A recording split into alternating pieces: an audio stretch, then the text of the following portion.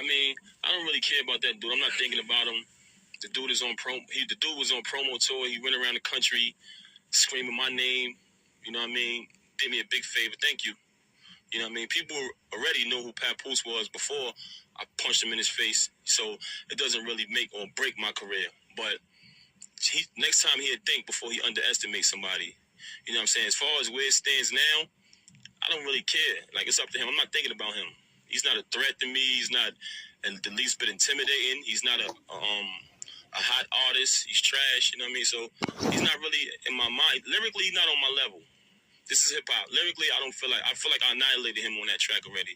First verse, I always do that. I warm up. Second verse, I go for the juggler. You know what I mean? So it is what it is. You know what I mean? 50 Cent office is across the street from Madison Square Garden. Fat Joe had a problem with 50 Cent. He likes to go around the problem, and for some reason, he thought that he could come at me sideways, like I was going to be some kind of scapegoat. But I stood tall like I supposed to. I'm from Brooklyn, New York. We don't back down to nobody. I gave him the opportunity to shoot me a fair one, to fight me one-on-one in front of 9 of his bodyguards, and he refused. He came to me, he asked me a question, do I have a problem? I responded, do you want to make it a problem?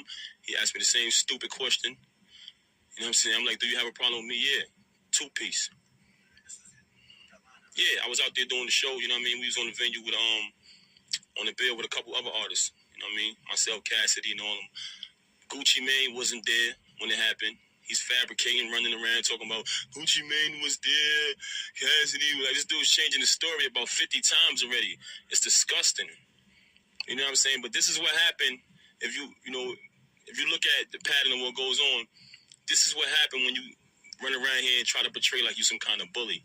Anytime a bully gets beat up, what they do? Running around, crying and whining. So that's why he all over the internet and all over the country running his mouth. Papoose is this. When is the last time you played a Papoose? Like, I'm laughing at this dude. Like, when is the last time you bought a Fat Joe album? Like, I'm asking you.